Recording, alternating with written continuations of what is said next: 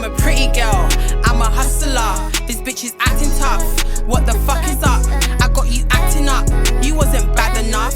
Him tell me suck the cock. Hey guys, welcome back to my channel. It's your girl Miss R Fabulous Pretty Put ANYSIDE on Pretty in Real Life. Woyoiii, and welcome back to another video. If you're new to my channel, please make sure you like, comment and subscribe. If you're a returning subscriber, big up yourself all the time. I love you guys so much. This is gonna be a video where I'm gonna need some alcohol. I'm going to need some barefoot. My hands are dirty because I did my makeup. It's literally about 3 something in the morning. My sleeping pattern's messed up. Sleep during the day, and at night time to the morning I'm up like a light. Don't ask me why. This is the only bit of barefoot that I have. Why does my cup look so dirty? Well, it's been in my room. If it's dirty, I'm still gonna drink it because it's been in my room. You know, it's my little wine glass. I really wish I bought a bottle before I did this video, but unfortunately I wasn't thinking. I've had a long day today, really long day today. But anyways guys, like this video, you lot know what the video is about. From the title of this video you can see what this video is going to be about. I'm going to try my best not be disrespectful. Everyone knows that I can be very disrespectful. Everyone knows that I've got a mouth and I'm very non-filtered. I don't filter shit to please people. But I just feel like where I'm on a different journey in my life right now, I don't want to be always arguing and cussing people. Like it's just not needed all the time. I could read a bitch with being very classy. So I'm going to try that in the video.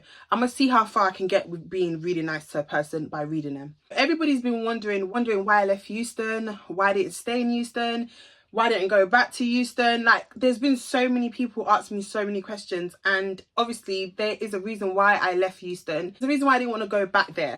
In this video, we can agree to disagree, but I'd rather you not on my channel. It's no secret to the public. There was a time in my life where I was really depressed. I was going through literally a mental breakdown every day. I was literally drinking about 4 to 5 bottles a day, literally abusing my liver, abusing my heart, and I was going through depression.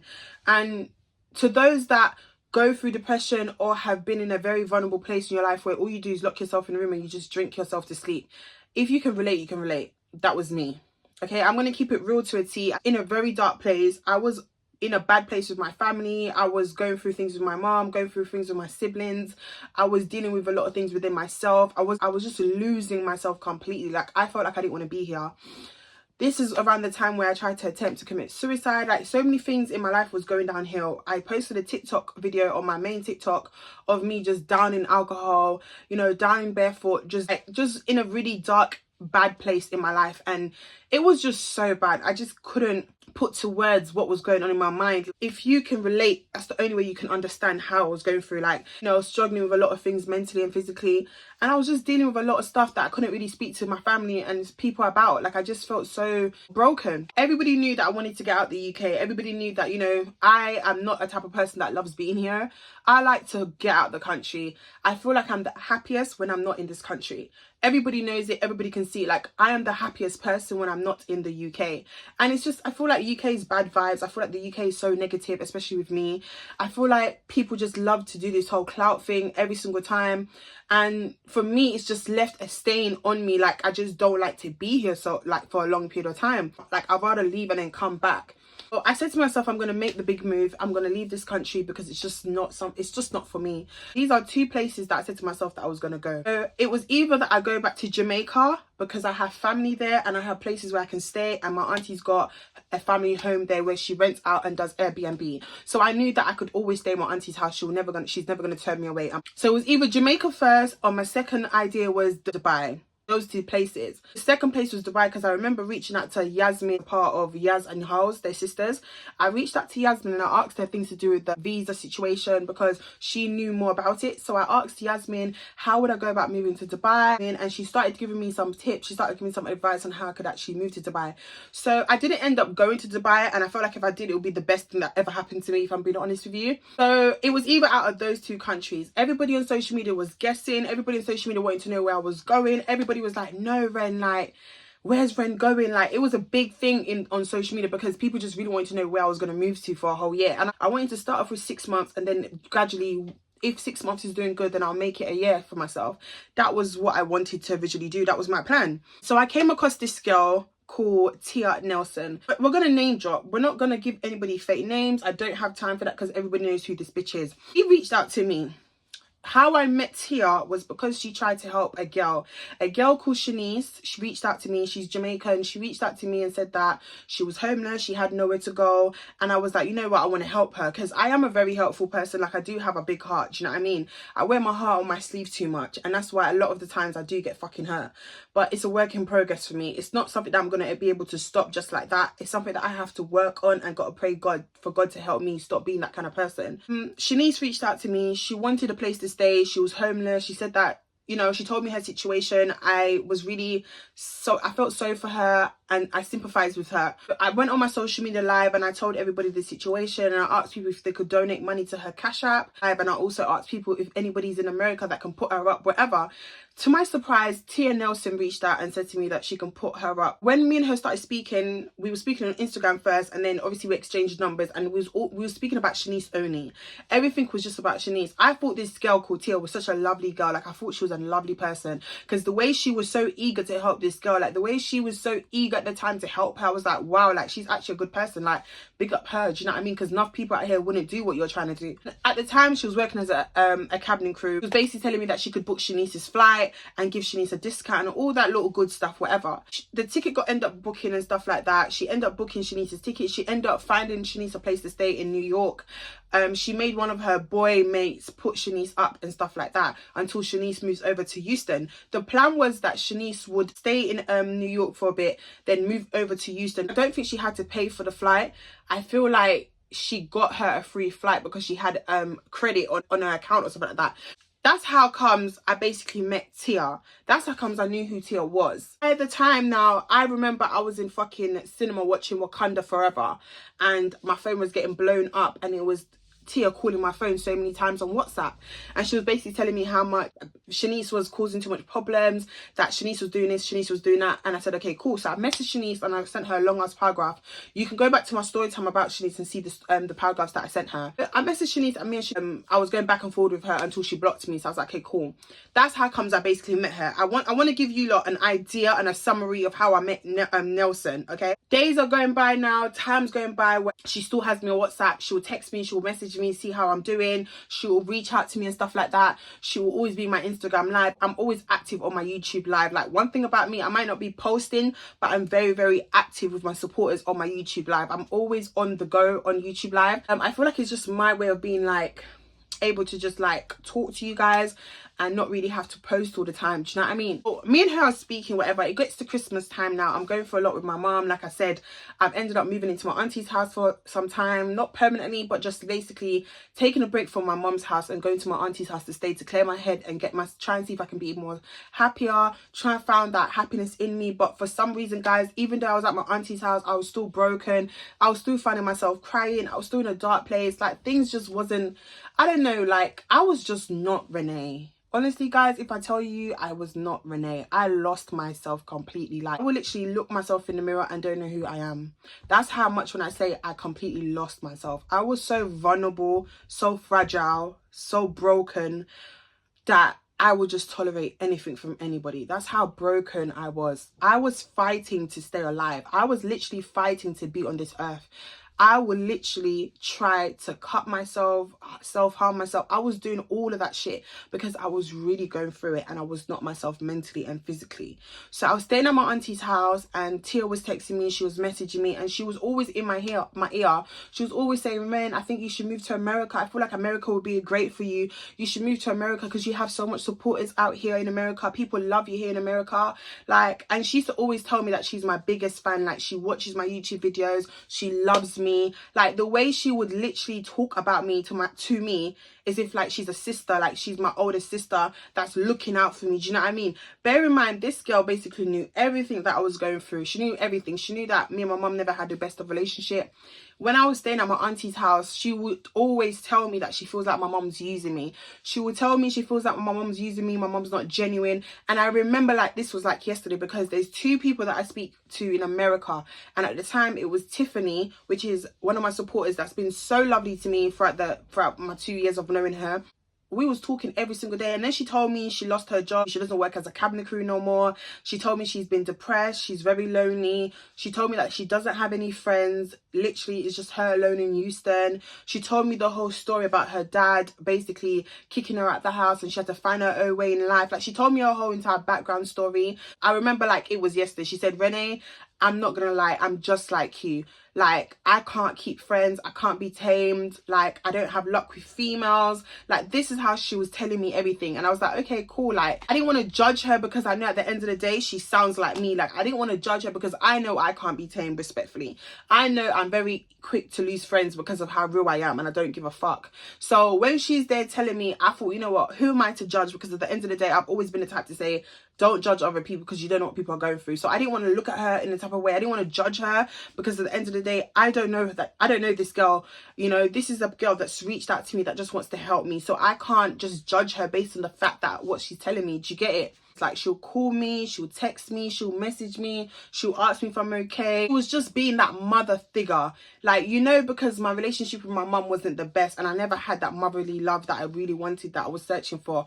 I felt like with Tia, she was trying to be my mom. Like, she was trying to be a motherly figure to me. My mind was so set on Jamaica or Dubai. I was so set for that. I remember telling my little cousin Trishan, which is Auntie Fabrice's daughter, that I'm either going to go to Dubai or Jamaica. America was never on the cards. America was never on the table for me. It was never America because in my head I knew that I don't have a living visa there. I don't have a green card. So how the earth can I go to fucking America and live? I knew that was not for me. Do you understand what I'm saying? And I remember Tia called me one day and she told me that she's finished viewing a property and stuff. And I was like, oh, okay. Guys, we literally had an hour-long conversation driving around in her blue SUV, and she told me that she finished doing some viewings. And I was like, okay, congratulations to you moving into your new house. Bear in mind, she used to tell me every single day that she was depressed, that she's going through things, that she's job hunting, she can't find a job. And I said to her, like, what happened to the cabin crew job? Like, why don't you work there no more? She told me that she doesn't work there anymore because she feels like it's not for her. She doesn't want to be that. She's been doing it for so long. She wants to go into nursing and stuff. She sent me a picture of her wearing a red nursing outfit, and she told me that she has experience in being a nurse. And I said, okay, then it shouldn't be hard for you to get another job then. She's married and that her husband lives in Antigua. He told me quite a lot of stuff about her. I asked her, like, how comes your husband's not living with you in America? And she said, oh, because to file for him is not as easy. I have to earn a certain amount of money for him to come over to the States. She was telling me that because she doesn't earn a lot of money and because, like, her jobs have been up and down and she's always in one job to a next job, like she's always changing jobs, so it's hard for her to make that amount of money so that he could come over to America. He said that his paperwork started filing, that she has a lawyer that's basically sorting out his paperwork and stuff like that. And I was like, okay, congratulations. Do you know what I mean? I never in my life showed this girl any form of jealousy towards her. I never hated on this girl. I never wished bad on this girl. I never showed any hate towards her. If anything, I showed Tia so much love and so much support. Do you understand what I'm saying? Like, I was really, really confused to what was going on. And people have to understand that when I met this girl, I was completely not myself. I was completely vulnerable. And I was just literally not the tough, bold Renee that has her guard up. I was very broken. Like, I was always crying. Like, I was always depressed. Like, it was hard for me to break a smile. Do you understand what I'm saying? This girl, me and her speaking every single time, every day from the time me and her started speaking about the whole Shani situation. I'm at my auntie's house to meet. She called me and she was like, oh, like, she left a viewing. And then I said, did you get the house that she got? But she already got the house already. Because it's a holiday, the leasing company in the apartment's not open on the weekend on a holiday. So she has to wait for the following business day, working day. I was like, okay, cool. So I said to her, are you going to take the apartment? She said to me, she's already got the apartment. All she's got to do is collect the keys. I was like, okay, congratulations to you. So I remember she pulled up to her dad's house and she was outside and she was speaking, and her stepsister came and she told me to say hello to her stepsister. I said hello to her stepsister, whose name is Majesty, and I said hello to her stepsister. I said, hi, you're right. Like, she basically took the phone and was speaking to me on FaceTime. And then the stepsister went back into her mother's house, which basically, Tia's got a stepsister called Majesty, and Majesty's mum is with Tia's dad. That's how comes them two have a little relationship going on. So that's why it's her stepsister. Speaking to Majesty, she's such a lovely girl. She's way younger than me. I feel at the time she was like 18 or 19. In the car, and she's speaking to me, and she's proper telling me, like, when I tell you, like, imagine a realtor selling you a house. Tia was selling me this Houston place. She was like, Ren, come to Houston. Like, they love you in Houston. Like, they love you in America. Like, there's so many things you can do. And I said to Tia, one, I don't drive. I don't know how I'm going to get about. I'm a YouTuber. I need to do vlogs. I need to do content to make my money. Like, there's so much things that I need to do. She was like, Ren, like, I can drive you places. I can take you out. I can be there for you until you get your license. You get this until you get that. So I was like, how am I going to get a license without a green card?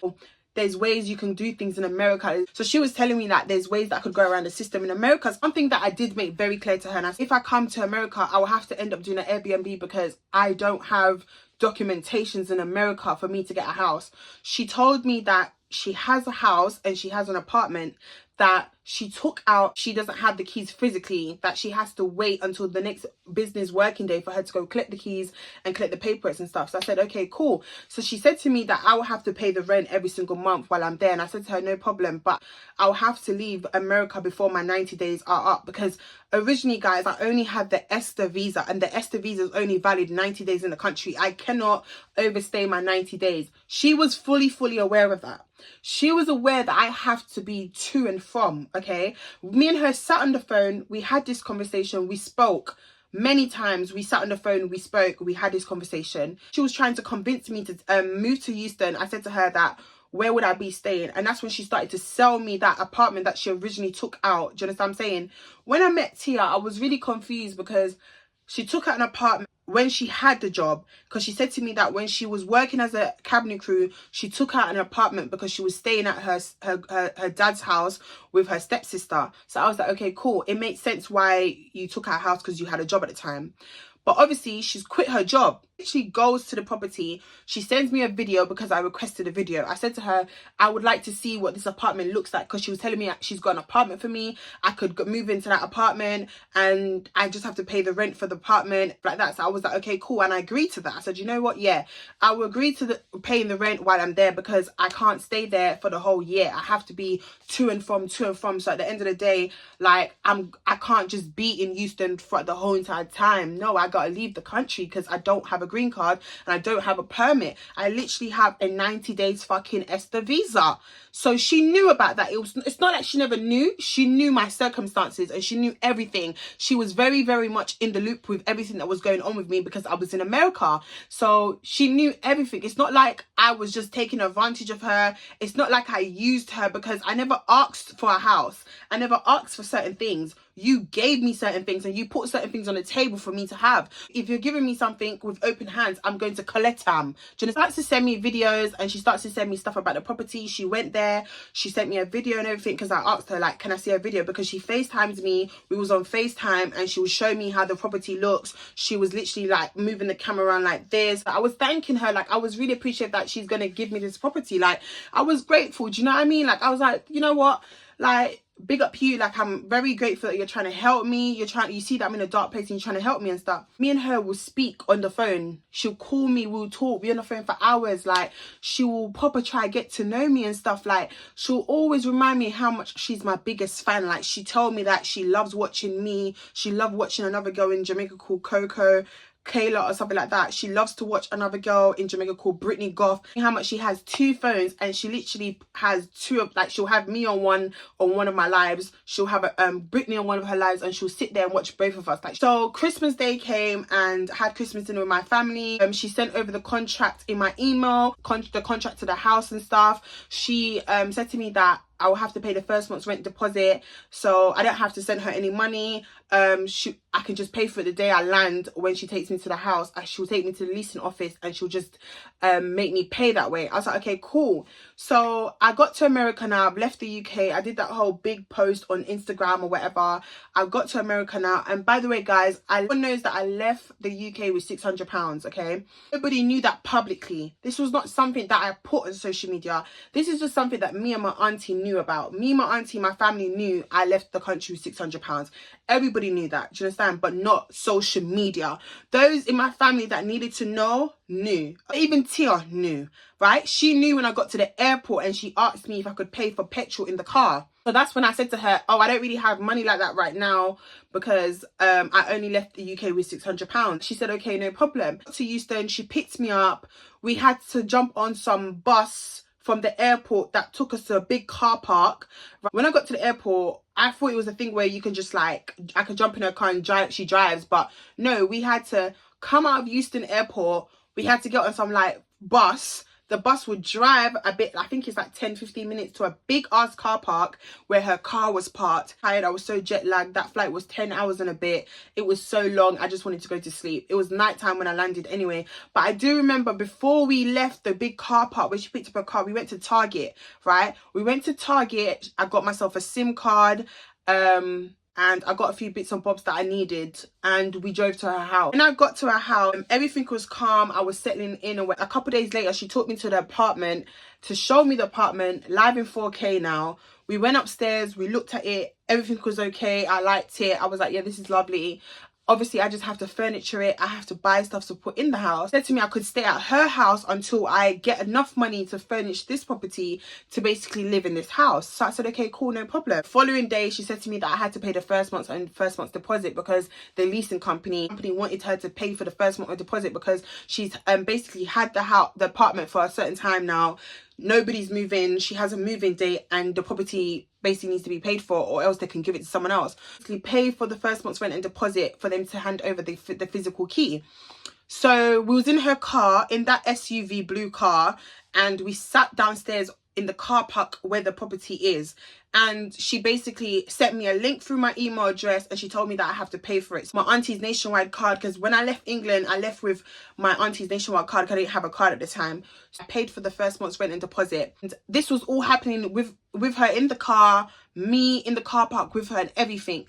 So I paid for the first month's rent and first month's deposit. We went inside, she collected the keys or whatever. She came back into the car and we drove back to her house, and she was like, yeah, you got your own house now, Renee, blah, blah, blah. So I was like, yeah, thank you, I appreciate it. But I said to her, remember, I have to leave this country before 3 months because I cannot lose my 90 days visa. I don't want to, you know, go against the law. I don't want to fuck up my name in America. I don't want to make life hard for me in America. If this is a fresh start, I want to do it the proper way. Before I even came to America, she already told me she was never going to move into that apartment. Before I even came to America, this girl told me she and her sister, her stepsister called Majesty, the 19-year-old girl, went and done a viewing on a property that they saw, and they put money down and they basically got the keys to that apartment. So before I even showed up and before I even arrived to the house, she already took out a house with her stepsister, right? I said to her, how comes you can take out 2 houses? Like, is that normal? Like, can you do that? And she's like, yeah, you can. Like, there's ways you can go around it.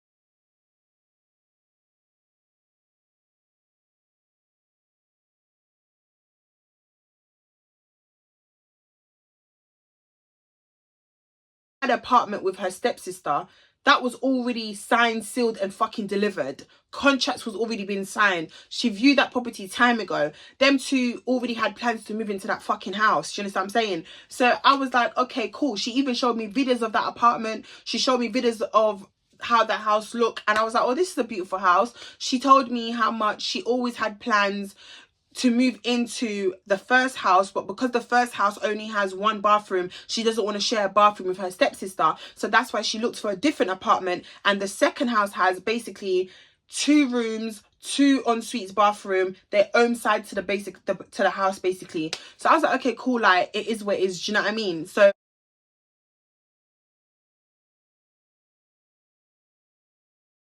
met Majesty, whatever. I've gone to their house, I've seen the house was really nice, whatever. She told me I could stay in her house until I sort out myself, until I make enough money to buy a sofa, to buy this, to buy that, to fix up the house properly basically. How was I going to do that? I said my next paycheck, when I get my next paycheck, I'll fix up the house. I knew I was going to have enough money to fix up the house and to still have money in my pocket to save up or invest into something and do something. Do you know what I mean?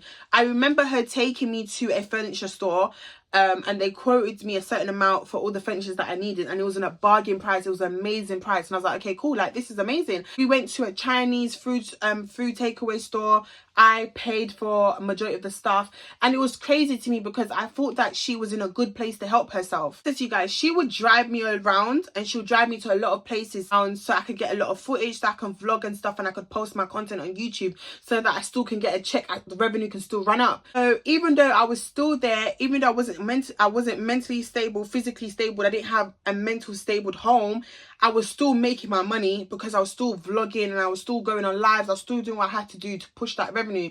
I knew that the following month my paycheck would be so sweet. I remember her telling me that she's going to interviews, like she will leave me in her car downstairs to go to look a job. She wasn't working at all. She wasn't making money. And I sat down and I thought to myself, how are you trying to help me, but you can't help yourself? And I know, even though I had £600 in my account, one thing about me, I know how to pinch. I know how to eat noodles for 1 month. I know, I've been there, done that when I had to open up my salon. So I know how to survive with a minimum amount of money. Like nobody can't master surviving with a small check like me. And we used to drive around everywhere. If we went to donut shop, Duncan's, anywhere, I'll be paying for me and her to eat. Like I would buy her food. Like when I went to the Chinese drive-thru, we bought those chicken wings. You know what I mean? I paid for it. Like when I went to Starbucks, I paid for it. When I went to Popeyes, I paid for it. Everywhere we went, I was paying for it because at the time she wasn't working. She never had a job. Do you understand what I'm saying? When she finally got a job now, because I remember her coming home and she said to me, Renee, I got a job.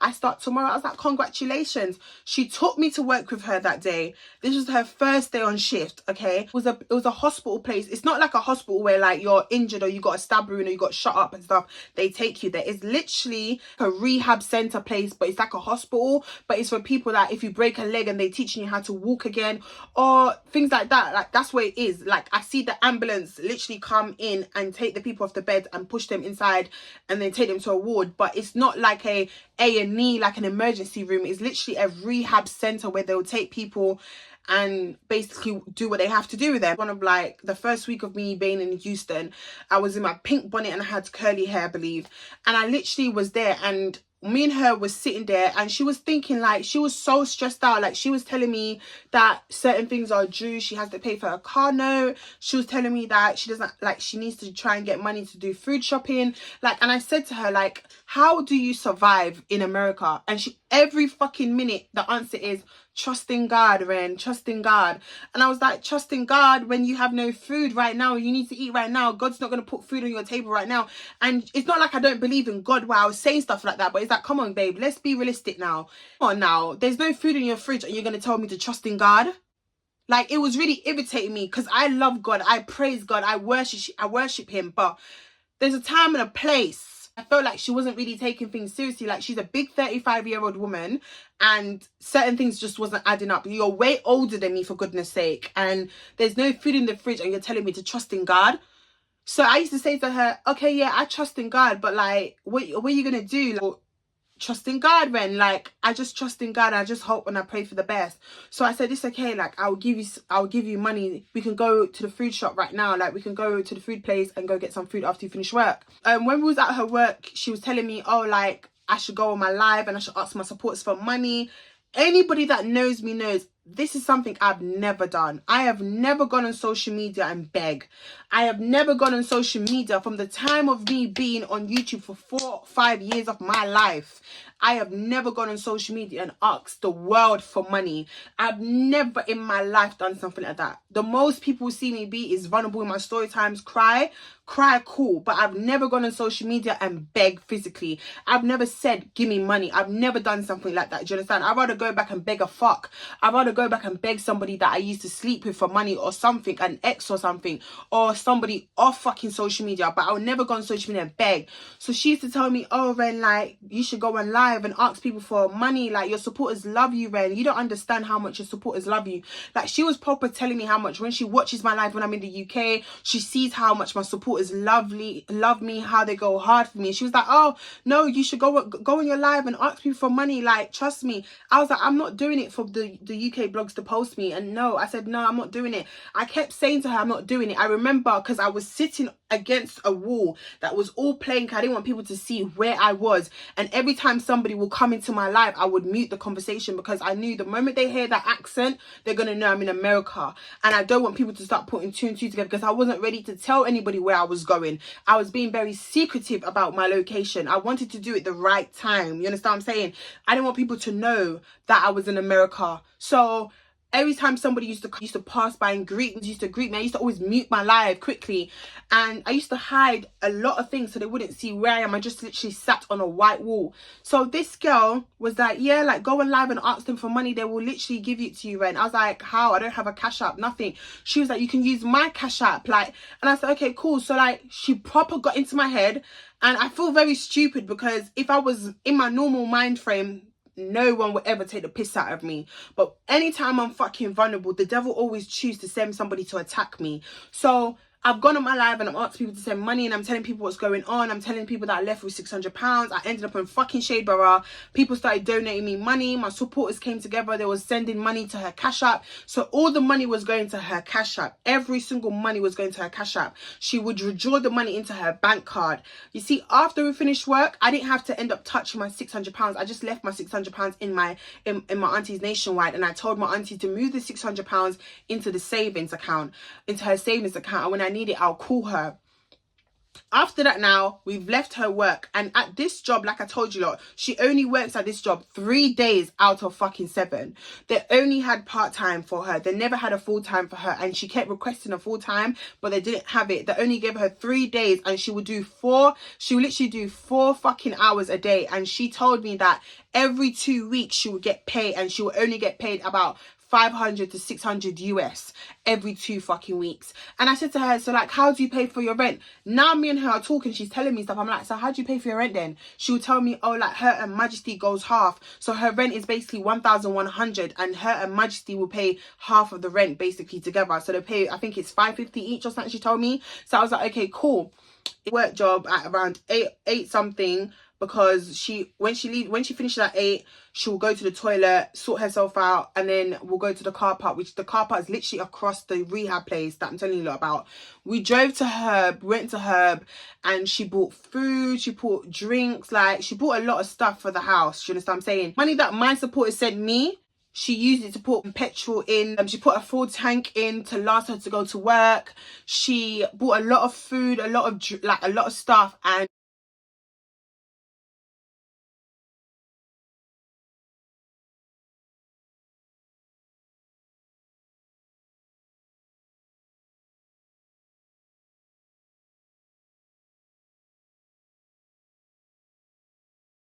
went back to her house, and we packed out the grocery and packed out the shopping. Everything was going so good. I started to see that she wasn't in a place to help herself, that she was struggling. She was not financially where she wanted to be, and that's okay, because we all have broke days. To help somebody, you want somebody to move out of the UK to come to America, and you want to be that helping person, but you're not in a position where you can help your own fucking self. So when I'm there now, every single day, you know, I would have takeaways. So I used to go to like McDonald's, I used to go to something Jack. There was so many takeaway food shops that I was trying. Like, she used to take me to a lot of takeaway shops, and obviously, like, I'm not the type of person to eat by myself. I'm gonna have to make sure she eats as well. So I used to buy everything ×2, and even sometimes, like, even when she finished work, we'll go to her and we'll go literally buy food for her to cook. And Tia loves to cook, like, she loves to cook food and stuff. So she used to cook, and she used to cook for me and her and Majesty in the house and stuff. So, you know, I just started to realize that it's my money that's spending, like, it's my money that's buying things, you know, like, but I never wanted to say anything, because at the end of the day, like, I felt like she was trying to help me as well. Like, she's got me a place for me to basically be comfortable in. So I felt like, okay, the least I can do is basically help her out with funds. Do you know what I'm saying? I'm not thinking too deep in it. Like, I never do that shit. Days are going by, weeks are going by now. Me and her are fine, me and her are cool, whatever. I don't know what it is, but I started to see things about her that was really making me feel like wary of her. Like, the way she would come to me and speak so badly about her stepsister. Man, I don't really know her stepsister like that. So there was times where Tia would go to work around 4 to 8. Her stepsister works in the Dollar Tree store. So her stepsister does long ass fucking shifts, like 1 to fucking 10, like a whole 12-hour shift and things like that. So there was things that I would see and that Tia would do that made me question her. Because if you can sit down and chat about somebody that you've known for your whole life, you can chat about me to my enemies. And that was making me very wary of her. That kind of made me very uncomfortable. So I stopped sleeping in her bed and I started sleeping in the living room on the sofa, because there were certain little things that Tia would do that really made me question her. Do you understand what I mean? Like, she would just move a bit weird, and she used to talk so bad about Majesty to me. Majesty just like spends money on men. Majesty don't know how to look after herself. Majesty this, Majesty that. Her stepsister had a boyfriend that used to always come to the house, and he's a dready.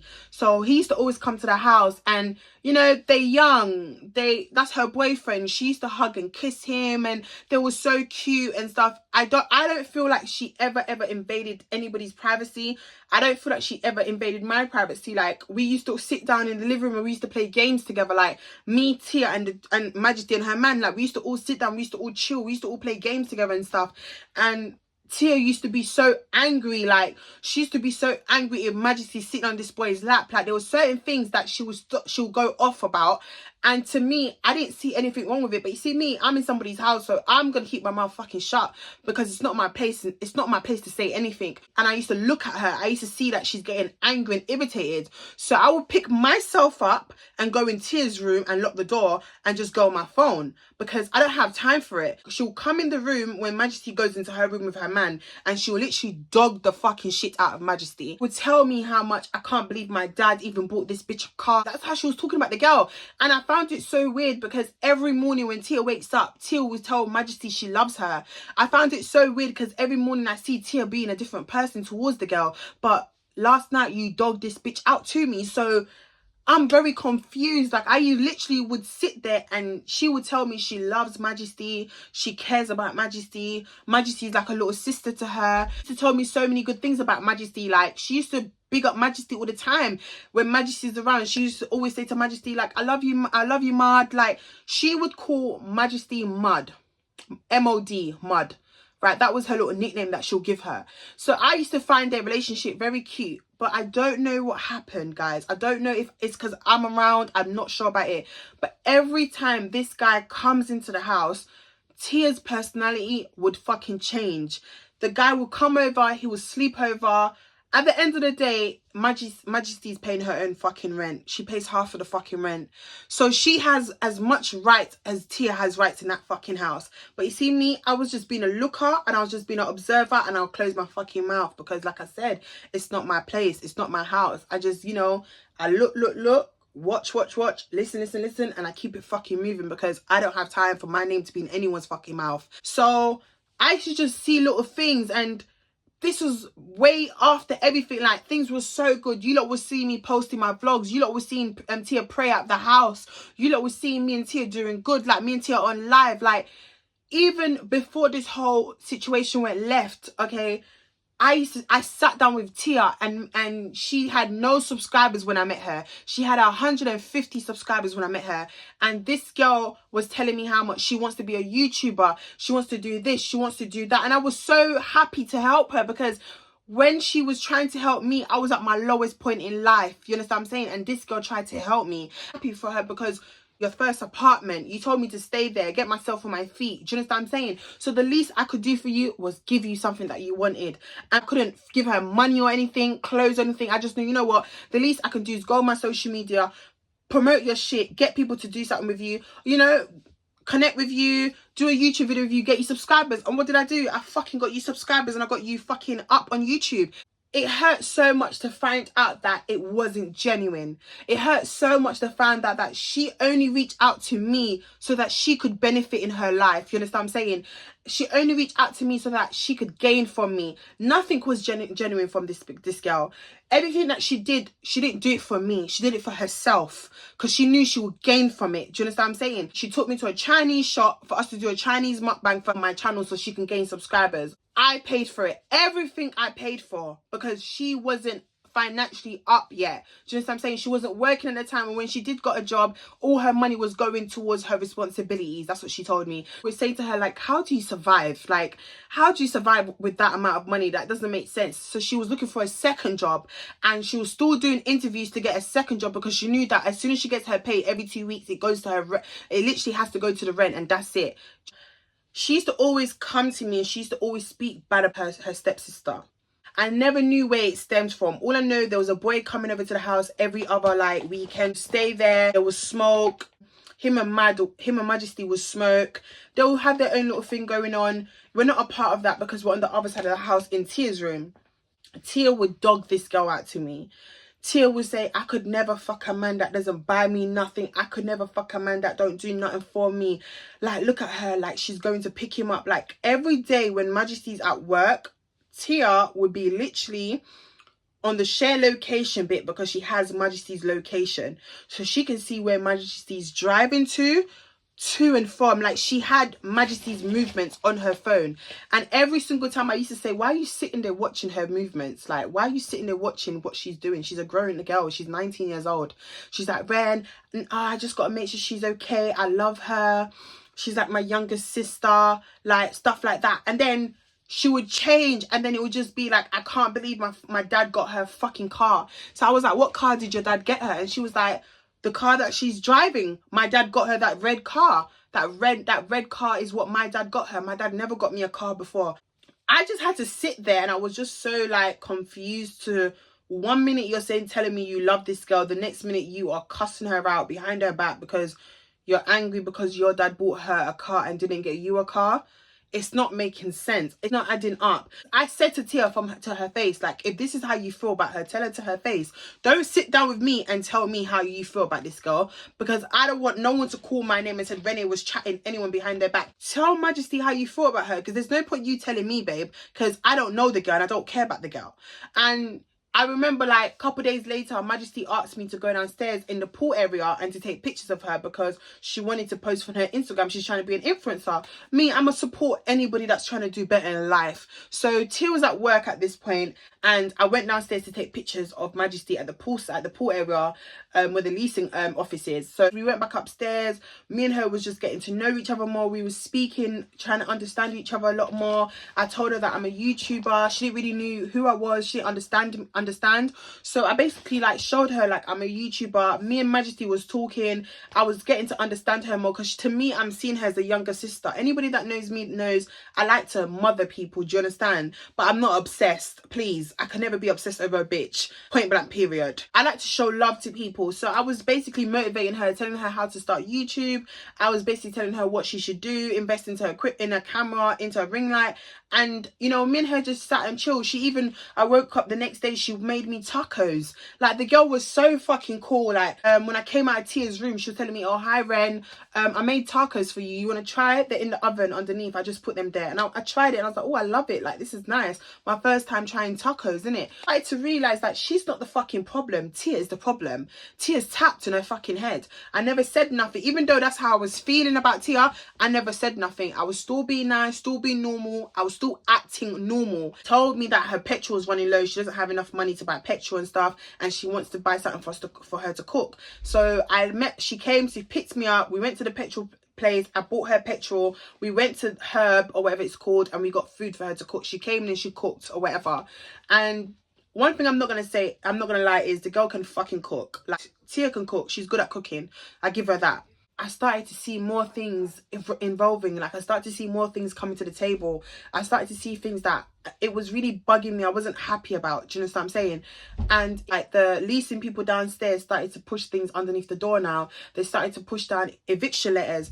And this is something that I didn't want social media to see. Reason why I never came on social media and I never told people what was going on, even though people would see me and this girl post videos, going live, like people would see me, because I used to always go live with her and show people what's going on in America, because people already knew I was in America now. It already got out there that I was in America. I was in Houston. So I was like, fuck it, there's no point in hiding.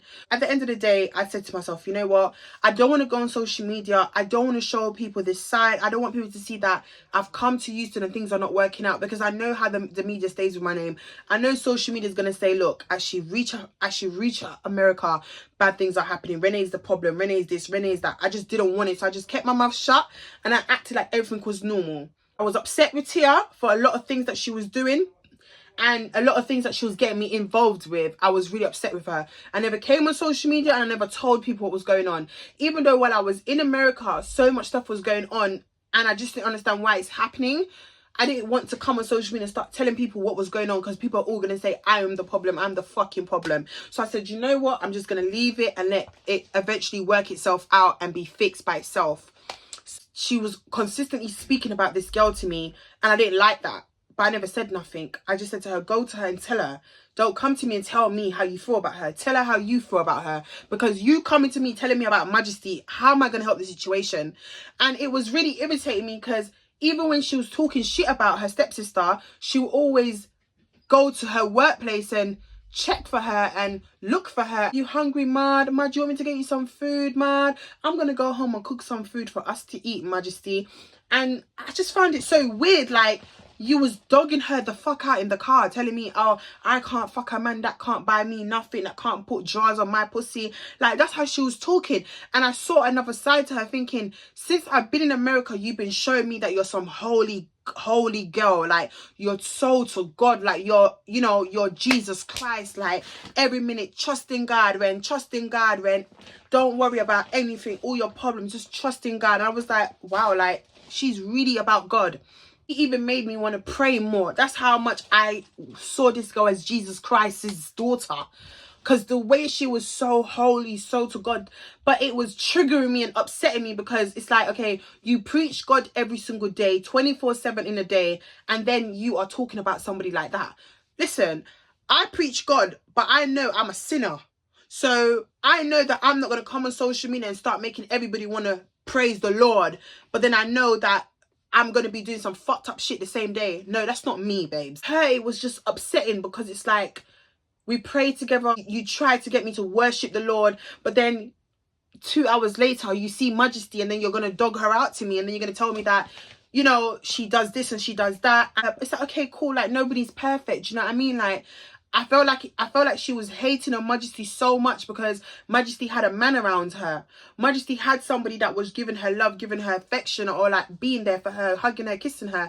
And I'm telling you, like, there was a time where Majesty's boyfriend came over and they was hugging, kissing each other in front of me and Tia was going so off. Like, Tia was getting angry, getting pissed off. Tia went into her room. Tia even texted Majesty and told Majesty that she needs to talk to her in the morning. Like, and I was confused to where the energy and the anger was coming from because I didn't understand, like, why are you being like that? She's not doing nothing wrong. So why are you so angry at her that she's around somebody? Like, it's both of your house. You both share. So if she wants to bring a man in this house, she's allowed to bring a man into this house. I started thinking to myself, maybe it's because you haven't been with your husband for almost 2 years, babe, why you're so bitter.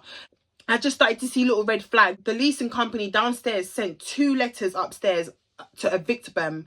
I picked up the letter and I gave it to her and I said, what is it? And she was so upset. She's like, oh, they're trying to evict me. So I was like, why? She goes, oh, because we're late on the rent. We can't afford the rent. I said, what do you mean you can't afford the rent? Guys, I was so shocked because I thought that Tia had this shit under control. I didn't know that she was not able to pay her rent. 2 letters underneath the door to let them know that they've given them 5 days to come up with the rent or they're going to evict them. 5 days came, they still didn't have enough money for the rent. I watched Majesty put her half on the rent on her kitchen counter. Even though she had to hustle some of the money from her mum and she had to borrow money from her mum. Do you understand what I'm saying? She put her half on the kitchen counter. Tia got paid. Tia got her half. All of a sudden, a card note came out of Tia's account. She said that she's 300 short. I said, Tia, if you want, I will go pick up my TV from the apartment and return my TV back to Walmart. She said, nah, Ren, I can't let you do that, Ren.